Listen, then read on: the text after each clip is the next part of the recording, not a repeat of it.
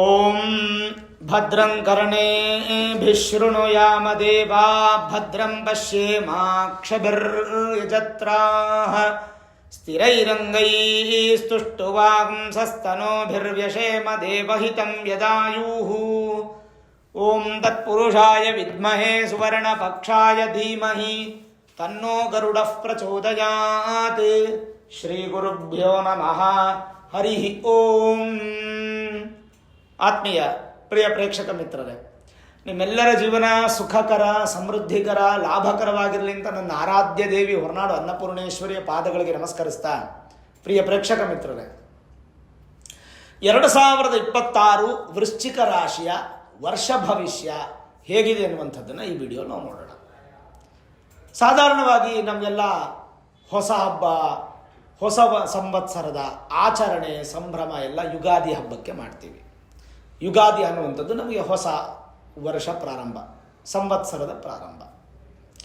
ಆದರೆ ಇತ್ತೀಚಿನ ದಿನಗಳಲ್ಲಿ ನಾವು ಹ್ಯಾಪಿ ನ್ಯೂ ಇಯರ್ ಅನ್ನುವಂಥ ಕಾನ್ಸೆಪ್ಟ್ಗೆ ಮೊರೆ ಹೋಗಿರೋದ್ರಿಂದ ಸುಮಾರು ಜನ ಪ್ರೇಕ್ಷಕ ಮಿತ್ರರು ಎಲ್ಲರೂ ಕೂಡ ನನಗೆ ಗುರುಗಳ 2026 ಜನವರಿ 1ನೇ ತಾರೀಕಿಂದಲೇ ಭವಿಷ್ಯ ಮಾಡಿ ಅಂತ ಒತ್ತಾಯದ ಮೇರೆಗೆ ನಿಮಗೋಸ್ಕರ ಈ ಒಂದು ವಿಡಿಯೋನ ಮಾಡ್ತಾ ಇದ್ದೀನಿ. ವೃಶ್ಚಿಕ ರಾಶಿಯ ಸಮಸ್ತ ವೀಕ್ಷಕರಿಗೂ ಆಂಗ್ಲ ವರ್ಷದ ಹೊಸ ವರ್ಷದ ಹಾರ್ದಿಕ ಶುಭಾಶಯಗಳು. ಈ ವರ್ಷ ಸಂತೋಷ ಅನ್ನೋದು ಒಂದೇ ನಿಮ್ಗೆ ಸಿಗಲಿ, ದುಃಖ ಅನ್ನೋದು ಬೇಡ. ಸರಿ, ವೃಶ್ಚಿಕ ರಾಶಿಯವರಿಗೆ ಏನೇನು ಶುಭ ಫಲ, ಏನೇನು ಅಶುಭ ಫಲ ಡೆಪ್ತ್ ಆಗಿ ಡೀಟೇಲಾಗಿ ನೋಡಿಬಿಡೋಣ. ಪ್ರಮುಖವಾದ ಕಾಲಘಟ್ಟಗಳು ಅಂತ ಪ್ರತಿಯೊಬ್ಬ ಮನುಷ್ಯನಿಗೂ ಬರುತ್ತೆ. ಈಗ ನೋಡಿ, 2026ರಲ್ಲಿ ಯಾವ್ಯಾವ ಗ್ರಹಗಳು ಬದಲಾವಣೆ ಆಗ್ತಾ ಇದೆ ಅಂದರೆ, ಮೇಜರ್ ಆಗಿ ನಾವು 4 ಗ್ರಹಗಳನ್ನು ನೋಡೋದು. ಒಂದು ರಾಹು ಮತ್ತು ಕೇತು, ಶನಿ ಮತ್ತು ಗುರು. ಈ 4 ಗ್ರಹಗಳು ಮಾತ್ರನೇ ನಮಗೆ ಮೇಜರ್ ಆಗಿ ಬದಲಾವಣೆ ಆಗುವಂಥ ಗ್ರಹಗಳು. ಯಾಕೆಂದರೆ ಶನಿ ಪರಮಾತ್ಮ 2.5 ವರ್ಷಕ್ಕೆ ಒಮ್ಮೆ ತಮ್ಮ ಸ್ಥಾನವನ್ನು ಬದಲಾವಣೆ ಮಾಡಿದ್ರೆ, ರಾಹುಕೇತುಗಳು 1.5 ವರ್ಷಕ್ಕೆ 18 ತಿಂಗಳಿಗೆ ಒಮ್ಮೆ ತಮ್ಮ ಸ್ಥಾನವನ್ನು ಬದಲಾವಣೆ ಮಾಡಿದ್ರೆ, ಗುರು 1 ವರ್ಷಕ್ಕೆ ಒಮ್ಮೆ ಬದಲಾವಣೆ ಮಾಡ್ತಾರೆ ಸ್ಥಾನವನ್ನು. ಈ 4 ಗ್ರಹಗಳು ಬಿಟ್ಟರೆ ಉಳಿದ ಗ್ರಹಗಳೆಲ್ಲ ಬೇಗ ಮಾಡಿಬಿಡ್ತಾರೆ. ಉದಾಹರಣೆಗೆ ನಿಮಗೆ ಶುಕ್ರ 30ರಿಂದ 60 ದಿನಕ್ಕೊಮ್ಮೆ ಒಂದು ಮನೆಯಿಂದ ಇನ್ನೊಂದು ಮನೆಗೆ ಹೋಗ್ಬಿಡ್ತಾರೆ.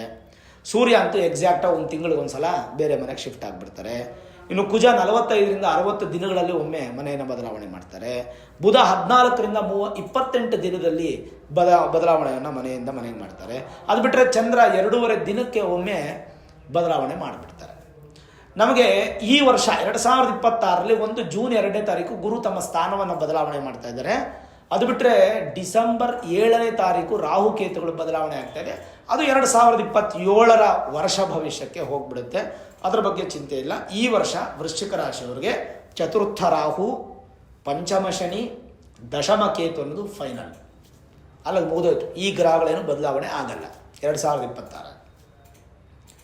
ಪಂಚಮ ಶನಿ ಪ್ರಭಾವ ಪೂರ್ತಿ ಈ ವರ್ಷ ಪೂರ್ತಿ ಇರುತ್ತೆ ನಿಮಗೆ ವೃಶ್ಚಿಕ ರಾಶಿಯವರಿಗೆ. ಆದರೆ ಅದ್ಭುತ ಅನ್ನುವಂಥದ್ದು ಏನಪ್ಪ ಅಂದರೆ, ಗುರು ತಮ್ಮ ಸ್ಥಾನವನ್ನು ಬದಲಾವಣೆ ಮಾಡ್ತಾ ಇದ್ದಾರೆ. ಪ್ರಸ್ತುತ ವೃಶ್ಚಿಕ ರಾಶಿಯವರಿಗೆ ಅಷ್ಟಮ ಸ್ಥಾನದಲ್ಲಿದ್ದಂಥ ಗುರು ಜೂನ್ 2ನೇ ತಾರೀಕು ಭಾಗ್ಯಸ್ಥಾನಕ್ಕೆ ಬರ್ತಾ ಇದ್ದಾರೆ. ಭಾಗ್ಯಸ್ಥಾನಕ್ಕೆ ಮಾತ್ರ ಬರ್ತಾ ಇಲ್ಲ, ಗುರುವಿಗೆ ಎಕ್ಸಾಲ್ಟೆಡ್ ಪೊಸಿಷನ್ ಅಂತ ಒಂದಿದೆ. ಅಂದರೆ ಉಚ್ಚ ಸ್ಥಾನ, ಪೀಕ್ ಪೊಸಿಷನ್. ವಿಶೇಷವಾದಂಥ ವಿಚಾರ ಏನಪ್ಪ ಅಂತಂದರೆ, ಭಗವಂತನ ಆಶೀರ್ವಾದ ಅನ್ನುವಂಥದ್ದು ನಿಮಗೆ ತೃಪ್ತಿಯಾಗಿ ಸಿಗಬೇಕು ಅಂದರೆ ಗುರುಗಳ ದರ್ಶನ ಅಥವಾ ಗುರುಗಳ ಒಂದು ದೃಷ್ಟಿ ಅನ್ನುವಂಥದ್ದು ನಿಮ್ಮ ಮೇಲೆ ಬೀಳಬೇಕು. ಯಾವಾಗ ವೃಶ್ಚಿಕ ರಾಶಿಯವರಿಗೆ 9ನೇ ಮನೆಗೆ ಗುರು ಬರ್ತಾರೋ, ಎಕ್ಸಾಲ್ಟೆಡ್ ಪೊಸಿಷನ್ಗೆ 100% ಬಲಿಷ್ಠವಾಗಿರುತ್ತೆ ಸ್ಥಾನ. ಜೊತೆಗೆ ವೃಶ್ಚಿಕ ರಾಶಿಗೆ ಅಧಿಪತಿ ಆಗಿರ್ತಕ್ಕಂಥದ್ದು ಕುಜನಿಗೆ ಗುರುವಿಗೆ ಇಬ್ಬರಿಗೂ ಕೂಡ ಬಹಳ ಆತ್ಮೀಯ ಮಿತ್ರರು. ಕುಜ ಮತ್ತು ಗುರುವಿನ ದೃಷ್ಟಿ ಕೇಂದ್ರ ದೃಷ್ಟಿ ಅಥವಾ ಯುತಿಯಾಗಿದ್ದರೆ ಗುರುಮಂಗಲ ಯೋಗ ಉತ್ಪತ್ತಿ ಆಗುತ್ತೆ. ನಿಮಗೇನು ಈ ವರ್ಷ ಗುರುಮಂಗಲ ಯೋಗ ಇಲ್ಲ, ಅವ್ರು ಎಷ್ಟು ಮಿತ್ರರು ಅಂತ ನಾನು ನಿಮಗೆ ತಿಳಿಸ್ತಾ ಇದ್ದೀನಿ.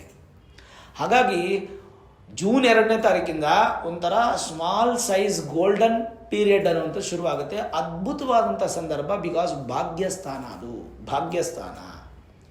ನಿಮ್ಮ ರಾಶಿಯಿಂದ ಲೆಕ್ಕ ಹಾಕಿದ್ರೆ 1, 2, 3 ಅಂತ ಲೆಕ್ಕ ಹಾಕಿದ್ರೆ 9ನೇ ಮನೇಲಿ ಬಂದು ಕುತ್ಕೋತಾರೆ. ಜೂನ್ 2ನೇ ತಾರೀಕು ಗುರು ಭಾಗ್ಯಸ್ಥಾನ, ಉಚ್ಚ ಸ್ಥಾನ. ಇದಕ್ಕಿಂತ ಅದ್ಭುತ ಸಮಯ ನಿಮಗೆ ಮತ್ತೆ ಸಿಗಲ್ಲ, ಬರಲ್ಲ. ಸರಿ, ಹಾಗಾದರೆ ನಾವು ಸ್ಟೆಪ್ ಬೈ ಸ್ಟೆಪ್ ಆಗಿ ನಾವು ಒಂದೊಂದನ್ನೇ ತಿಳ್ಕೊಂಡು ಹೋಗೋಣ. 2026ರಲ್ಲಿ ಎಜುಕೇಷನ್ ಹೇಗಿದೆ, ವಿದ್ಯಾಭ್ಯಾಸ ಹೇಗಿದೆ ವೃಶ್ಚಿಕ ರಾಶಿಯವರಿಗೆ ಅಂದರೆ, ಮೊದಲ ಹಂತದಲ್ಲಿ ಒಂದು ಸ್ವಲ್ಪ ಮಧ್ಯಮ ಫಲ ಅಂತ ಹೇಳ್ಬೋದು. ಒಂದು ಮೇ ಎಂಡ್ವರೆಗೂ ಮಧ್ಯಮ ಫಲ.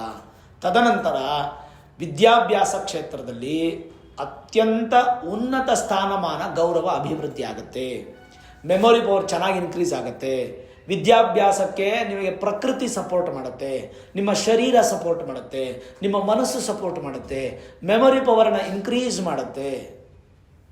ಹಾಗಾಗಿ ಎಜುಕೇಷನಲ್ಲಿ ಜೂನ್ 2ನೇ ತಾರೀಕು ನಂತರ ಗುರುವಿನ ಬದಲಾವಣೆ ಆದ ನಂತರ ವಿದ್ಯಾಭ್ಯಾಸ ಕ್ಷೇತ್ರದಲ್ಲಿ ಅತ್ಯಂತ ಉನ್ನತ ಶಿಖರ ಅಥವಾ ಸ್ಥಾನಕ್ಕೆ ಹೋಗುವಂಥ ಸಾಧ್ಯತೆ, ಅದು SSLC ಪರೀಕ್ಷೆ ಆಗಿರಲಿ, ಸೆಕೆಂಡ್ PUC ಪಾಸ್ ಆಗೋದಾಗಲಿ, ಅಥವಾ ಡಿಗ್ರಿಯಲ್ಲಿ ಸಕ್ಸಸ್ ಆಗೋದಾಗಲಿ, ಅಥವಾ ಪೋಸ್ಟ್ ಗ್ರ್ಯಾಜುಯೇಷನಲ್ಲಿ ಗ್ರ್ಯಾಂಡ್ ಸಕ್ಸಸ್ ಆಗೋದಾಗಲಿ, ಅಥವಾ PhD ಸಬ್ಮಿಷನ್ ಆಗಲಿ, ಅಥವಾ ಗೌರ್ಮೆಂಟ್ ರಿಲೇಟೆಡ್ UPSC KPSC ಯಾವುದಾದ್ರೂ ಒಂದು ಎಕ್ಸಾಮ್ಸ್ ಬರೆಯೋದಾಗಲಿ, ನೀಟು, CET, ಕ್ಲಾಟು, ಈ ರೀತಿಯಾದಂಥ ಎಕ್ಸಾಮ್ಸನ್ನು ತಗೊಳ್ಳೋದಾಗಲಿ, ಪ್ರತಿಯೊಂದರಲ್ಲೂ ಕೂಡ ಜೂನ್ 2ನೇ ತಾರೀಕು ನಂತರ ಅದ್ಭುತವಾದಂಥ ಕಾಲಘಟ್ಟ ಅನ್ನುವಂಥದ್ದು ನಿಮಗೆ ಸಿಗ್ತಾ ಇರೋದ್ರಿಂದ ಇದು 1 ವರ್ಷಕ್ಕೆ ನೀಡುತ್ತೆ.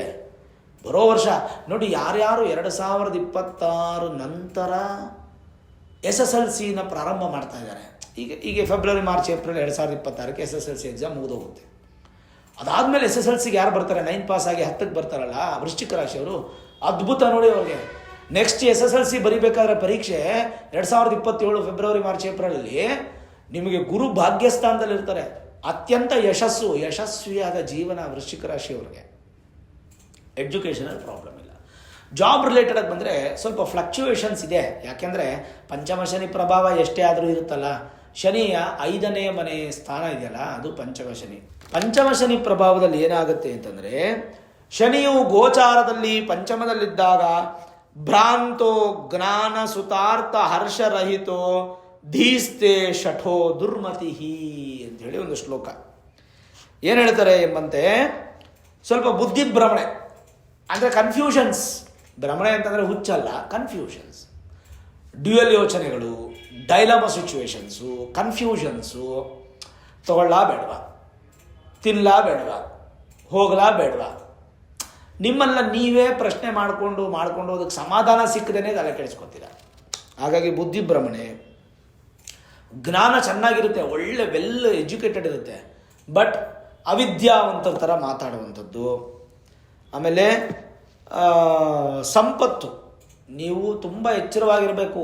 ಪಂಚಮ ಶನಿ ಪ್ರಭಾವ ಇದ್ದಾಗ ನಿಮ್ಮನ್ನು ಸಂಪತ್ತು ಬಿಟ್ಟು ಹೋಗ್ಬಿಡುತ್ತೆ. ಅಂದರೆ ಮಾರ್ಬಿಡ್ತೀರಾ ಅಂತಲ್ಲ ಅದರ ಅರ್ಥ. ಸಂಪತ್ತು ಗಳಿಸುವುದರಲ್ಲಿ ನಿಮಗೆ ಸ್ವಲ್ಪ ತೊಂದರೆಗಳಾಗ್ಬೋದು. ದುಷ್ಟ ಬುದ್ಧಿಗಳು ಬಂದ್ಬಿಡ್ಬೋದು, ಕೆಟ್ಟ ಅಭ್ಯಾಸಗಳು ಬಂದ್ಬಿಡ್ಬೋದು. ಬೇರೆಯವ್ರ ಮೇಲೆ ಸಿಕ್ಕಾಪಟ್ಟೆ ಕೋಪ, ಕ್ರೋಧ, ಅಸೂಯೆ ಇದೆಲ್ಲ ಜಾಸ್ತಿ ಆಗ್ಬೋದು. ಹಾಗಾಗಿ ಸ್ವಲ್ಪ ಮಾತ್ರ ಹುಷಾರಾಗಿರಬೇಕಾಗತ್ತೆ. ಪಂಚಮ ಶನಿ ಪ್ರಭಾವದಿಂದ ಶನಿ ಶಾಂತಿ ಮಾಡಿಸ್ಕೊಳ್ಳೇಬೇಕು ನೀವು ವೃಶ್ಚಿಕ ರಾಶಿಯವರು. ಶನಿ ಶಾಂತಿ ಬೇಕು ನಿಮಗೆ. ಪ್ರತಿ ಶನಿವಾರ ಶನೀಶ್ವರನ ದೇವಸ್ಥಾನಕ್ಕೆ ಹೋಗಬೇಕು.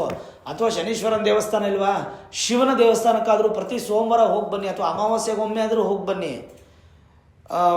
ಮತ್ತು ಸಂಪತ್ತು, ಈಗ ಸ್ವಂತ ಮನೆ ಮಾಡಬೇಕು ಅಂತ ಅನ್ಕೋತಾನೆ ಇರ್ತೀರಾ. ಈ ಪಂಚಮ ಶನಿ ಬಿಡೋದೇ ಇಲ್ಲ. ಅದಕ್ಕೆಲ್ಲ ಶನಿ ಶಾಂತಿ ಮಾಡ್ಕೋಬೇಕಾಗುತ್ತೆ. ಕೋಪ ಬಂದ್ಬಿಡುತ್ತೆ, ಅಯ್ಯೋ ಬಿಡು, ಯಾವ ದೇವ್ರನ್ನ ನಾನು ಪೂಜೆ ಮಾಡಲ್ಲ, ಎಲ್ಲೂ ಹೋಗಲ್ಲ, ಏನೂ ಮಾಡಲ್ಲ, ಹಿಂಗೆ ಎದ್ದು ಬಿಡ್ತೀನಿ ಅನ್ನೋಂಥರ ಫ್ರಸ್ಟ್ರೇಷನ್ಸ್ ಜಾಸ್ತಿ. ಇವೆಲ್ಲ ಶನಿ ಪ್ರಭಾವದಿಂದ ಬರಬಹುದು ಅಂತ ಹೇಳ್ತಿರೋದು. ಅದಕ್ಕೆಲ್ಲ ಪರಿಹಾರ ನಿಮಗೆ ಶನಿ ಶಾಂತಿ. ಜಗಳಗಳಾಗುವಂಥದ್ದು, ಸ್ವಲ್ಪ ದುಃಖ ಬರುವಂಥದ್ದು, ಇದೆಲ್ಲ ಸಾಧ್ಯತೆಗಳು ಇರುತ್ತೆ. ಜೊತೆಗೇನಪ್ಪ ಅಂತಂದರೆ ಮಾನಸಿಕವಾಗಿ ಮನಸ್ಸಿಗೆ ತುಂಬ ಹಾಕ್ಕೊಂಡು ಬೇಜಾರು ಪಟ್ಕೊಳ್ಳೋದು, ಹಠಮಾರಿತನ ಆಗೋದು, ಸ್ನಾನನೇ ಮಾಡದೇ ಇದ್ದು ಬಿಡೋದು, ಹಳೆ ಬಟ್ಟೆಗಳು ಹಾಕ್ಕೊಂಡ್ಬಿಡೋದು, ಇದರ ಒಂಥರ ವಿಚಿತ್ರ ಸ್ವಭಾವ ಆಗ್ಬಿಡುತ್ತೆ ಈ ಪಂಚಮ ಶನಿ ಪ್ರಭಾವ ಇದ್ದಾಗ. ಹಾಗಾಗಿ ಸಾಧ್ಯವಾದಷ್ಟು ಸ್ವಲ್ಪ ಶನಿ ದರ್ಶನ, ಶನಿ ಪ್ರಾರ್ಥನೆ ಇತ್ಯಾದಿಗಳು, ಶನಿ ಶಾಂತಿ ಇದೆಲ್ಲ ಮಾಡ್ಕೊಳ್ಳೋದು ಭಾಳ ಮುಖ್ಯ ನೀವು. ಬಟ್ ಜಾಬ್ ರಿಲೇಟೆಡ್ ಆಗಿ ಒಂದು ಸ್ವಲ್ಪ ಫ್ಲಕ್ಚುಯೇಷನ್ಸ್ ಜಾಸ್ತಿ ಆಗುತ್ತೆ. ಫೈರ್ ಆಗುವ ಚಾನ್ಸಸ್ ಇರುತ್ತೆ, ಸ್ಥಾನ ಪಲ್ಟ್ ಆಗೋ ಚಾನ್ಸಸ್ ಇರುತ್ತೆ. ಜಾಬಲ್ಲಿ ದೊಡ್ಡ ಪ್ರಮಾಣದ ಸಕ್ಸಸ್ ವೃಶ್ಚಿಕ ರಾಶಿಯವರು ಕಾಣ್ತಾ ಇಲ್ಲ. ಬಟ್ ಜೂನ್ 2ನೇ ತಾರೀಕು ಆದಮೇಲೆ ಗುರು ಬಂದ ಮೇಲೆ ಸ್ವಲ್ಪ ಮಟ್ಟಿಗೆ ಗುರುವಿನ ದೃಷ್ಟಿ ಶನಿ ಮೇಲೆ ಬಿದ್ದೋಗುತ್ತೆ. ಗೊತ್ತಾ ನಿಮಗೆ? ಒಮ್ಮೆ 100% ನೆಗೆಟಿವ್ ಆಗಿರ್ತಕ್ಕಂಥ ಶನಿ ಗುರು ದೃಷ್ಟಿ ಬಿದ್ದರೆ ಹಾಗೆ 50% ನೆಗೆಟಿವ್ ಕ್ಲಿಯರ್ ಆಗಿಬಿಡುತ್ತೆ. ಕೇವಲ 50% ನೆಗೆಟಿವ್. ಆ 50%ಗೆ ನೀವು ಶನಿ ದರ್ಶನ, ಶಿವ ದರ್ಶನ ಮಾಡ್ತಾ ಇದ್ರೆ ನಿಮ್ಗೆ ಅದು ಕೂಡ ಪರಿಹಾರ ಆದಂಗೆ. ಪ್ರತಿಯೊಂದು ಸಮಸ್ಯೆಗೊಂದು ಪರಿಹಾರ ಇದೆಯಲ್ವಾ? ಭೂಮಿಗೆ ಅಂತ್ಯ ಇದೆ, ಕೊನೆ ಇದೆ. ಭೂಮಿಯ ಪ್ರಯಾಣದಲ್ಲೇ ಅಂತ್ಯ ಇದೆ. ಹಾಗಿದ್ದಾಗ ಪ್ರತಿಯೊಬ್ಬ ಮನುಷ್ಯನಿಗೆ ಒಂದು ಸಮಸ್ಯೆಗೆ ಅಂತ್ಯ ಅನ್ನುವಂಥದ್ದು ಬೇಕಲ್ಲ. ಆ ಅಂತ್ಯ ನಿಮಗೆ ಜೂನ್ 2ನೇ ತಾರೀಕು ನಂತರ ಇರುತ್ತೆ. ಅದಾದ ನಂತರ ಈ ನೆಗೆಟಿವಿಟಿ ಪಂಚಮ ಶನಿ ಪ್ರಭಾವ ಇರಲ್ಲ, ಸ್ವಲ್ಪ ಮಟ್ಟಿಗೆ ಪಾಸಿಟಿವ್ ಆಗುತ್ತೆ. ಉಳಿದ ಪಾಸಿಟಿವ್ನ ನೀವು ಗ್ರಹ ಶಾಂತಿ ಅಥವಾ ಶನೀಶ್ವರ ಶಾಂತಿ ಮಾಡ್ಕೊಳ್ಳೋದು ಒಳ್ಳೆಯದು. ಜಾತಕ ಯಾವುದಕ್ಕೂ ತೋರಿಸ್ಕೊಳ್ಳಿ, ಜಾಬಲ್ಲಿ ಇಶ್ಯೂಸ್ ಆಗೋ ಚಾನ್ಸಸ್ ಇರುತ್ತೆ. 3ನೇದು ಬಿಸ್ನೆಸ್, ವ್ಯಾಪಾರ ಅಂತೂ ತುಂಬ ಚೆನ್ನಾಗಿರುತ್ತೆ.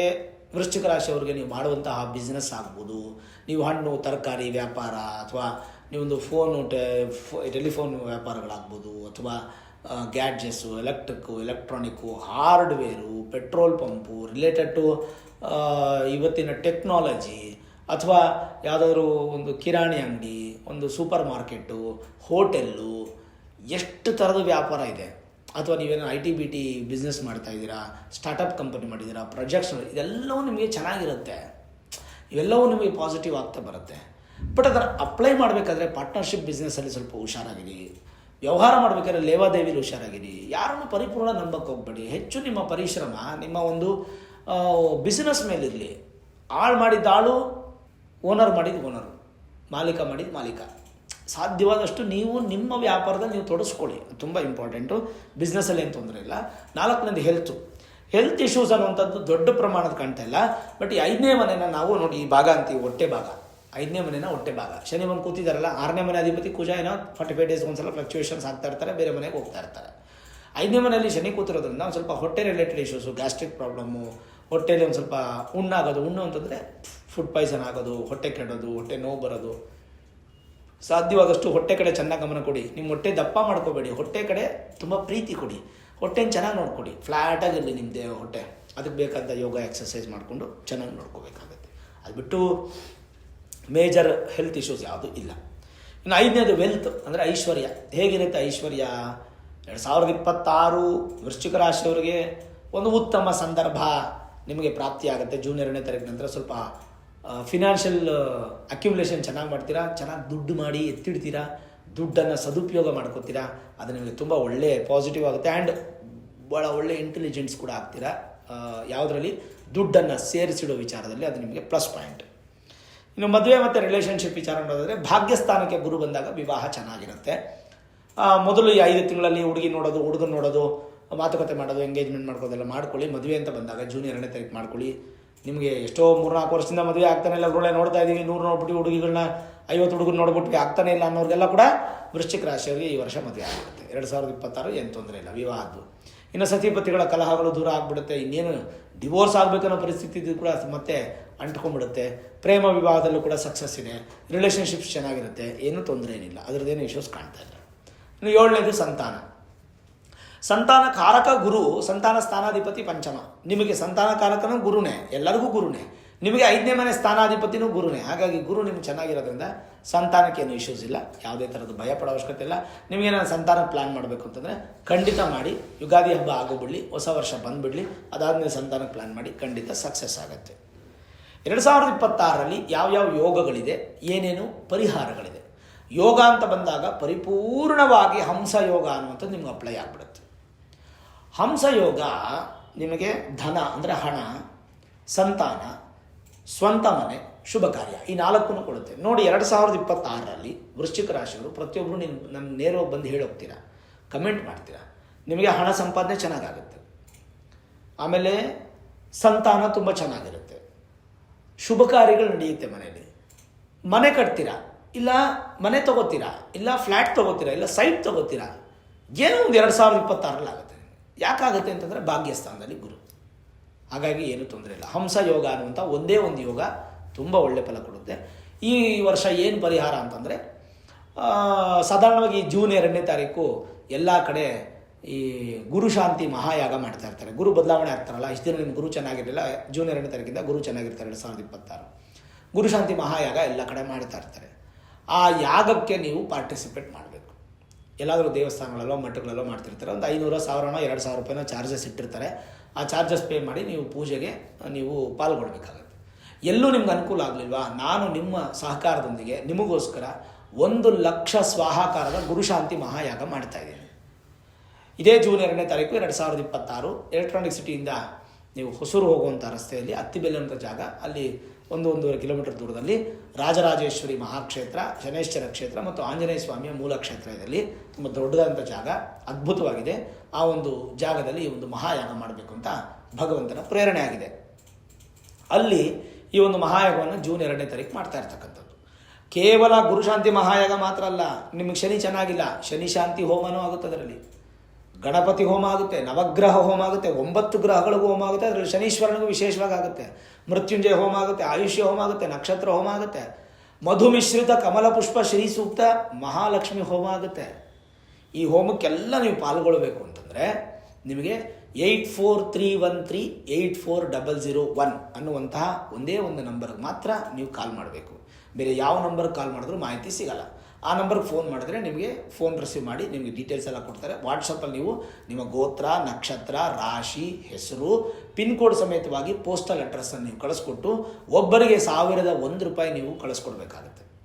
ಒಂದು ಪೂಜೆ ಒಬ್ಬರಿಗೆ 1001 ರೂಪಾಯಿ. ಯಾಕೆ 1001 ರೂಪಾಯಿ ಅಂದರೆ ಈ ಒಂದು ಮಹಾಯಾಗದಲ್ಲಿ ಕರುಂಗಲಿ ಮಾಲಾ ಅನ್ನುವಂಥ ಒಂದು ಮಾಲೆಯನ್ನು ದೇವರ ಯಾಗದಲ್ಲಿಟ್ಟು ಪೂಜೆಯಲ್ಲಿಟ್ಟು ಪೂಜೆ ಮಾಡಲಾಗತ್ತೆ. ಶಿವ ಹಾಗೂ ಗುರುಗಳ ಸಂಕೇತವಾಗಿರ್ತಕ್ಕಂಥ ಕರುಂಗಲಿ ಮಾಲವನ್ನು ಧರಿಸೋದ್ರಿಂದ ನೆಗೆಟಿವ್ ಎನರ್ಜಿ ಎಲ್ಲ ಕ್ಲಿಯರ್ ಆಗಿ ಪಾಸಿಟಿವ್ ಎನರ್ಜಿ ಇನ್ಕ್ರೀಸ್ ಆಗುತ್ತೆ. ಸುಮ್ಮನೆ ತೊಗೊಂಡು ಹಾಕ್ಕೊಂಬಿಡೋದಲ್ಲ, ಅದು ಪೂಜೆ ಮಾಡಿ ದೇವರ ಹತ್ರ ಇಟ್ಟು ಪೂಜೆಯನ್ನು ಮಾಡಿ ಆ ಒಂದು ಬಾಕ್ಸ್ ಪ್ಯಾಕಿಂಗಲ್ಲಿ ಕರುಂಗಲಿ ಮಾಲ, ಅದರದ್ದು ಒರಿಜಿನಲ್ ಸರ್ಟಿಫಿಕೇಟು, ಅದರ ಜೊತೆಗೆ ಪೂಜೆ ಮಾಡಿದಂಥ ಅಕ್ಷತೆ ಇಷ್ಟು ನಿಮ್ಮ ಮನೆಗೆ ಪೂಜೆ ಆದಮೇಲೆ ಪ್ರಸಾದವಾಗಿ ಕೊರಿಯರ್ ಮುಖಾಂತರ ಬರುತ್ತೆ. ಹಾಗಾಗಿ ಒಬ್ಬರಿಗೆ 1001 ರೂಪಾಯಿ ಒರಿಜಿನಲ್ ಕರುಂಗಲಿ ಮಾಲ ಒಂದು ನಿಮ್ಮ ಪೂಜೆ ಮಾಡಿ ಬರುತ್ತೆ. 1000 ಜನಕ್ಕೆ ಮಾತ್ರ ಅವಕಾಶ, ಅದಕ್ಕಿಂತ ಹೆಚ್ಚು ಜನಕ್ಕೆ ಅವಕಾಶ ನಾವು ಕೊಡ್ತಾ ಇಲ್ಲ. ಹೋದ್ಸಲ ವಿಪರೀತವಾದಂಥ ಜನ ಜಾಸ್ತಿ ಆಗೋಗಿ ಸುಮಾರು ಜನಕ್ಕೆ ಕುದುರೆಲಾಳ ಶನಿ ಶಾಂತಿ ಮಹಾಯಾಗ ಮಾಡಿದ್ದು ಪ್ರಸಾದ ಹೋಗೋಕ್ಕಾಗದೆ ಸ್ವಲ್ಪ ತೊಂದರೆ ಆಯಿತು. ಈ ಸಲ ಆ ಥರ ರಿಸ್ಕ್ ತೊಗೊಳಕ್ಕೆ ನಾವು ರೆಡಿ ಇಲ್ಲ. ಹಾಗಾಗಿ 1000 ಜನಕ್ಕೆ ಮಾತ್ರ ಅವಕಾಶ. 1001 ರೂಪಾಯಿ ಒಬ್ಬರಿಗೆ, 1001 ಜನಕ್ಕೆ ಮಾತ್ರ ಅವಕಾಶ. ಅದಕ್ಕಿಂತ ಹೆಚ್ಚು ಯಾರೇ ಕೇಳಿದ್ರು ಕೂಡ ಇಲ್ಲ. ಹೋದ್ಸಲ ಬಲವಂತ ಮಾಡ್ದಂಗೆ ಈ ಸಲ ಬಲವಂತ ಮಾಡಬೇಡಿ. ಹಾಗಂತ ನೀವು ಪೂಜೆ ಕೊಟ್ಟ ಮೇಲೆ ನೀವು ಎಲ್ಲೋ ಇದ್ದು ಬರೋಕ್ಕಾಗಿಲ್ಲ ಅಂತಂದ್ರೂ ಕೂಡ ಬೇಸರ ಇಲ್ಲ. ನೀವು ಡೈರೆಕ್ಟಾಗಿ ಲೈವಲ್ಲಿ ನೋಡ್ಬೋದು. ಮಾಡುವಂಥ ಮಹಾಯಾಗ ನಿಮಗೆ ಲೈವ್ ಯೂಟ್ಯೂಬ್, ಫೇಸ್ಬುಕ್ಕಲ್ಲೆಲ್ಲ ಬರುತ್ತೆ. ಈ ಪೂಜೆಗೆ ದುಡ್ಡು ಕೊಟ್ಟವರೇ ಬರಬೇಕು ಅಂತಿಲ್ಲ, ದುಡ್ಡು ಕೊಡಲಿಲ್ಲ ಅಂದರೂ ನೀವು ಬರ್ಬೋದು. ಸಕುಟುಂಬ ಸಪರಿವಾರ ಸಮೇತವಾಗಿ ನಿಮ್ಮ ಅಕ್ಕಪಕ್ಕದ ಮನೆ, ನಿಮ್ಮ ಸ್ನೇಹಿತರು, ಬಂಧುಗಳನ್ನೂ ಕರ್ಕೊಂಬನ್ನಿ. ಬಂದು ದರ್ಶನ ಮಾಡಿ, ಪ್ರಸಾದ ಸ್ವೀಕಾರ ಮಾಡಿ, ಅನ್ನದಾನ ಸ್ವೀಕಾರ ಮಾಡಿ. ಆ ತಾಯಿನ ಮತ್ತು ರಾಜರಾಜೇಶ್ವರಿ ಅಂಬಿಕೆನ ಹಾಗೂ ಆಂಜನೇಯ ಸ್ವಾಮಿನ ಮತ್ತು ವಿಶೇಷವಾಗಿ ಶನೇಶ್ವರ ಸ್ವಾಮಿನ ದರ್ಶನ ಮಾಡಿ. ಇದೆಲ್ಲ ದರ್ಶನ ಮಾಡೋದ್ರಿಂದ ವಿಶೇಷವಾದಂಥ ಫಲ ಅನ್ನುವಂಥದ್ದು ಭಗವಂತ ನಿಮಗೆ ಕೊಡ್ತಾನೆ. ಹಾಗಾಗಿ ಈ ಪೂಜೆಯನ್ನು ನೀವು ರಿಜಿಸ್ಟ್ರೇಷನ್ ಮಾಡ್ಕೋಬೇಕಾದ್ರೆ ಬೇಗ ರಿಜಿಸ್ಟರ್ ಮಾಡ್ಕೊಳ್ಳಿ, ಆಮೇಲೆ ನಿಮ್ಗೆ ಸಿಗಲ್ಲ. ಅಡ್ರೆಸ್, ಲೊಕೇಶನ್ ಪಿನ್ ಮಾಡ್ತೀನಿ. ಫೆಬ್ರವರಿ, ಮಾರ್ಚ್, ಏಪ್ರಿಲ್ ಮಾಸ ಭವಿಷ್ಯದಲ್ಲಿ ನಾನು ಪಿನ್ ಮಾಡ್ತೀನಿ. ನೀವು ಡೈರೆಕ್ಟಾಗಿ ಬರ್ಬೋದು, ಬಂದು ಪಾರ್ಟಿಸಿಪೇಟ್ ಮಾಡ್ಬೋದು. ಈ ಒಂದು ಮಹಾಯಾಗದಲ್ಲಿ ಗುರುಶಾಂತಿ ಮಾತ್ರ ಅಲ್ಲದೆ ಶನಿ ಶಾಂತಿ ಮಹಾಯಾಗನೂ ಆಗುತ್ತೆ. ಜ್ಞಾಪಕ ಇರಲಿ, ನಾನು ನಿಮ್ಗೆ ಹೇಳಿದೆ. ಅದನ್ನು ನಾವು ವಿಶೇಷವಾಗಿ ತೊಗೊಬರ್ತಾಯಿಲ್ಲ. ನವಗ್ರಹ ಹೋಮದಲ್ಲಿ ಶನೇಶ್ವರ ಹೋಮನು ಬರುತ್ತೆ, ಖಂಡಿತ ಬರ್ಬೋದು. ಇದು ಪರಿಹಾರ. ಇನ್ನು 2026ರಲ್ಲಿ 9ನೇ ಪಾಯಿಂಟು ಲಕ್ಕಿ ಕಲರ್ಸು, ನಂಬರ್ಸು ಇದೆಲ್ಲ ತೊಗೊಳ್ಳೋಣ. ಲಕ್ಕಿ ಕಲರ್ಸ್ ಯಾವ್ದು ಅಂತಂದರೆ ವೃಶ್ಚಿಕ ರಾಶಿಯವರಿಗೆ ಕೋರಲ್ ರೆಡ್ಡು ಮತ್ತು ರೈನ್ಬೋ ಕಲರ್ಸ್ ಅಷ್ಟು ಆಗುತ್ತೆ. ರೈನ್ಬೋ ಕಲರ್ಸಲ್ಲಿ ಏನೇನಿದೆಯೋ ಎಲ್ಲ ಕಲರ್ಸು ನಿಮಗಾಗುತ್ತೆ. ನಂಬರ್ಸ್ ಬಂದು ನಂಬರ್ 9, ನಂಬರ್ 3, ನಂಬರ್ 2. ಅಂದರೆ 9ನೇ ನಂಬರು, 3ನೇ ನಂಬರು, 2ನೇ ನಂಬರು 3 ನಿಮಗೆ ಅದೃಷ್ಟದ ಸಂಖ್ಯೆಗಳು. ಯಾವ ದಿನಗಳು ತುಂಬ ಚೆನ್ನಾಗಿರುತ್ತೆ ಅಂತಂದರೆ ಗುರುವಾರ ಹಾಗೂ ಸೋಮವಾರ ಅದ್ಭುತವಾದಂಥ ದಿನಗಳು ಈ ವರ್ಷದಲ್ಲಿ 2026ರಲ್ಲಿ. ಯಾವ ದಿಕ್ಕು ಚೆನ್ನಾಗಿರುತ್ತೆ ಅಂದರೆ ಪೂರ್ವ ಮತ್ತು ದಕ್ಷಿಣ ಹಾಗೂ ಪಶ್ಚಿಮ 3 ಚೆನ್ನಾಗಿರುತ್ತೆ. ಈಸ್ಟ್, ವೆಸ್ಟ್ ಆ್ಯಂಡ್ ಸೌತ್ 3 ಚೆನ್ನಾಗಿರುತ್ತೆ. ಇನ್ನು ಯಾವ ಭಗವಂತನನ್ನು ಆರಾಧನೆ ಮಾಡಬೇಕಂದ್ರೆ ಸುಬ್ರಹ್ಮಣ್ಯ ಹಾಗೂ ನರಸಿಂಹಸ್ವಾಮಿನ ಹೆಚ್ಚು ಆರಾಧನೆ ಮಾಡಬೇಕು. ನಿಮ್ಮನ್ನು ರಕ್ಷಣೆ ಮಾಡುವಂಥ ರಕ್ಷಣಾ ದೇವತೆಗಳು ಅಂತ ಹೇಳ್ತೀವಿ. ಗಾಡ್ ಆಫ್ ಸೆಕ್ಯೂರ್ ಅಂತ ಹೇಳ್ತೀವಿ. ಸೆಕ್ಯೂರ್ ಅಂತಂದರೆ ನಮ್ಮನ್ನು ಕಾಪಾಡುವಂಥ ಭಗವಂತ. ಹಾಗಾಗಿ ಸುಬ್ರಹ್ಮಣ್ಯ ಹಾಗೂ ನರಸಿಂಹಸ್ವಾಮಿನ ನೀವು ದರ್ಶನ ಮಾಡ್ತಕ್ಕಂಥದ್ದು ಭಾಳ ಉತ್ತಮ. ಇದು ನಿಮ್ಮ ಲಕ್ಕಿ ವಿಚಾರಗಳಾದರೆ, ಈಗ ಕೊನೆಯದಾಗಿ ನಾನು ನಿಮಗೆ ಗುರುವಿನ ಫಲ ಹೇಳಿಬಿಟ್ಟು ಈ ಒಂದು ವೃಶ್ಚಿಕ ರಾಶಿದು ಕಂಪ್ಲೀಟ್ ಮಾಡ್ತೇನೆ. 9ನೇ ಮನೆಗೆ ಗುರು ಬಂದರೆ ಏನೇನು ಫಲ ಗ್ರಂಥದಲ್ಲಿ ಏನು ಹೇಳುತ್ತೆ ಗೋಚಾರಕ್ಕೆ ಅಂತಂದರೆ, ಭಾಗ್ಯ ಧರ್ಮ ದಯಾ ಪುಣ್ಯ ತಪಸ್ತಾತ ತಥಾತ್ಮಜಾ ದಾನೋಪಾಸನ ಸೌಶೀಲ್ಯ ಗುರುವೋ ನವಮಾದತೆ. ಗುರುವು ಭಾಗ್ಯದಲ್ಲಿದ್ದಾಗ ಗೋಚಾರದಲ್ಲಿ 9ನೇ ಮನೆಯಲ್ಲಿ, ಅದೂ ಕೂಡ ಚಂದ್ರನ ಮನೆಯಲ್ಲಿದ್ದು ಉಚ್ಚಸ್ಥಾನದಲ್ಲಿದ್ದರೆ ವ್ಯಾಕರಣಶಾಸ್ತ್ರ, ಗ್ರಾಮರ್, ಲ್ಯಾಂಗ್ವೇಜಸ್, ತರ್ಕ, ಕಾನೂನು ಸಂಬಂಧಪಟ್ಟದ್ದು, ಲಾಯರ್ ಅಂದರೆ ಅಡ್ವೊಕೇಟ್, ಜಡ್ಜ್ ತುಂಬ ಚೆನ್ನಾಗಿರ್ತಾರೆ. ಪ್ರಾಚೀನ ಶಾಸ್ತ್ರಗಳಲ್ಲಿ ಪಂಡಿತರಾಗ್ತೀರ. ಸಂಗೀತದ ಮೇಲೆ ಹೆಚ್ಚು ಗಮನ ಬರುತ್ತೆ. ಔದಾರ್ಯ ಹೆಚ್ಚಾಗುತ್ತೆ. 2-3 ಆದಾಯದ ಮೂಲಗಳನ್ನು ಪಡ್ಕೊಳ್ತೀರಾ. ಮತ್ತು ವಿಶೇಷವಾಗಿ ಉತ್ತರೋತ್ತರ ಅಂದರೆ ನಿಮ್ಮ ನೆಕ್ಸ್ಟ್ ಜನ್ರೇಷನ್ಗೆ ಈ ಮಗಳಿಗೋ ಎತ್ತಿಡುವಂಥದ್ದು, ಭಾಗ್ಯದ ವೃದ್ಧಿ ಆಗುತ್ತೆ, ಸಾತ್ವಿಕ ಸಂಪತ್ತು, ನ್ಯಾಯ ಮಾರ್ಗದಲ್ಲಿ ದುಡ್ಡನ್ನು ಸಂಪಾದನೆ ಮಾಡುವಂಥದ್ದು. ಆಕಾಶ ಅಂದರೆ ಆಕಾಶ ತತ್ವದ ಒಂದು ಶಕ್ತಿ ನಿಮಗೆ ಸಿಗುತ್ತೆ. ಮಠ, ಮಂದಿರ, ಶಾಲೆ, ತೋಟ ಮೊದಲಾದ ವೃತ್ತಿಯಲ್ಲಿ ಅಭ್ಯುದಯಕ್ಕೆ ಕಾರಣವಾಗುತ್ತೆ. ಅತ್ಯಂತ ಬಲಿಷ್ಠರಾಗಿ ಅತೀಂದ್ರ ಶಕ್ತಿ ಕಾರಣನಾಗಿ ಸಮಾಜದಲ್ಲಿ ಉದಯೋನ್ಮುಖವಾಗಿ ವ್ಯಕ್ತಿತ್ವವನ್ನು ರೂಪಿಸುತ್ತೆ. ಒಳ್ಳೆ ಎಲ್ಲರಿಗೂ ಪ್ರೀತಿನ ಎಲ್ಲರಿಗೂ ಹಂಚುತ್ತೀರಾ. ನಿಮ್ಮನ್ನು ಫಾಲೋ ಮಾಡುವಂಥ ಸಿಚುವೇಶನ್ಸ್ ಎಷ್ಟೋ ಜನಕ್ಕೆ ಬರುತ್ತೆ. ಅಂದರೆ ಅಷ್ಟು ಚೆನ್ನಾಗಿ ಒಂದು ಹೆಸರು ತಗೋತೀರಾ. ಮತ್ತು ಶೇರ್ ವ್ಯವಹಾರಗಳು ಕೂಡ ಭಾಳ ವಿಶೇಷವಾದಂಥ ಫಲ ಸಿಗುತ್ತೆ ವೃಶ್ಚಿಕ ರಾಶಿಯವರಿಗೆ 2026ರಲ್ಲಿ. ನೋಡ್ಕೊಂಡು ಇನ್ವೆಸ್ಟ್ ಮಾಡಿ. ಗುರುಜಿ ಹೇಳಿದಾರೆ ಅಂದ್ಬಿಟ್ಟು ಸುಮ್ಮನೆ ಸಾಲ ಮಾಡಿಬಿಟ್ಟು ಇನ್ವೆಸ್ಟ್ ಮಾಡಬೇಡಿ. ಅದ್ರ ಬಗ್ಗೆ ಗಮನ ತಗೊಳ್ಳಿ, ವಿದ್ಯೆ ತಿಳ್ಕೊಂಡು ಆಮೇಲೆ ಮಾಡಿ. ಶೇರ್ ವ್ಯವಹಾರ ಒಳ್ಳೆಯದಾಗುತ್ತೆ. ಓವರಾಲ್ ನೋಡಿದಾಗ ವೃಶ್ಚಿಕ ರಾಶಿಯವರಿಗೆ ಅದ್ಭುತ ಅನ್ನುವಂಥ ಒಂದೇ ಮಾತಲ್ಲಿ 2026 ವರ್ಷ ಭವಿಷ್ಯ ಮುಗಿಸ್ತೀನಿ. ಶನಿ ಚೆನ್ನಾಗಿಲ್ಲದೆ ಇರೋದ್ರಿಂದ ನೀವು ಶನಿ ಶಾಂತಿ ಹೋಮ ಮಾಡ್ಕೋಬೇಕು. ಗುರು ಶಾಂತಿ ಮಹಾಯಾಗಗಳೆಲ್ಲ ಕಡೆ ಮಾಡ್ತಾರೆ, ನಾವು ಮಾಡ್ತಾಯಿದ್ದೀವಿ. ನಿಮ್ಮ ಅನುಕೂಲ ನೋಡ್ಕೊಳ್ಳಿ. ಯಾವುದಕ್ಕೂ ನಿಮ್ಮ ಮೂಲ ಜಾತಕದಲ್ಲಿ ಗ್ರಹಗಳು ಹೇಗಿದೆ ಅಂತ, ಬಲಿಷ್ಠವಾಗಿದೆಯಾ ಬಲಹೀನವಾಗಿದೆಯಾ ಅಂತ ತಿಳ್ಕೊಳ್ಳಿ. ಮೂಲ ಜಾತಕವನ್ನು ಒಮ್ಮೆ ನುರಿತ ಜ್ಯೋತಿಷ್ಯರಿಗೆ ತೋರಿಸ್ಕೊಂಡು ವೇದಿಕ್ ಅಸ್ಟ್ರಾಲಜಿ, ಹೈಯರ್ ಅಸ್ಟ್ರಾಲಜಿ ಪ್ರೆಡಿಕ್ಷನ್ಸನ್ನು ಮಾಡಿಸ್ಕೊಂಡು ಏನಾದರೂ ಸುಲಭ ಪರಿಹಾರಗಳಿದ್ರೆ ಅದನ್ನು ಮಾಡಿಕೊಳ್ಳಿ. ಖಂಡಿತ ಭಗವಂತ ನಿಮಗೆ ಒಳ್ಳೇದು ಮಾಡ್ತಾನೆ. ಈ ವಿಡಿಯೋ ಇಷ್ಟ ಆಗಿದ್ರೆ ಲೈಕ್ ಮಾಡಿ, ಶೇರ್ ಮಾಡಿ, ಮುಖ್ಯವಾಗಿ ನಮ್ಮ ಚಾನಲ್ಗೆ ಸಬ್ಸ್ಕ್ರೈಬ್ ಮಾಡಿ, ಬೆಲ್ ಐಕಾನನ್ನು ಪ್ರೆಸ್ ಮಾಡಿ. ಪ್ರತಿನಿತ್ಯ ನಾನು ಪೂಜೆ ಮಾಡುವಂತಹ ನನ್ನ ಆರಾಧ್ಯ ದೇವಿ ಹೊರನಾಡು ಅನ್ನಪೂರ್ಣೇಶ್ವರಿಯ ಆಶೀರ್ವಾದ ಅನುಗ್ರಹಕ್ಕೆ ಮತ್ತೊಮ್ಮೆ ನೀವು ಪ್ರಾಪ್ತಿಯಾಗಲಿ ಅಂತೇಳಿ ಪ್ರಾರ್ಥನೆ ಮಾಡ್ತಾ, ಸರ್ವೇ ಜನಾಃ ಸುಖಿನೋ ಭವಂತು, ಸಮಸ್ತ ಸನ್ಮಂಗಳಾನಿ ಭವಂತು.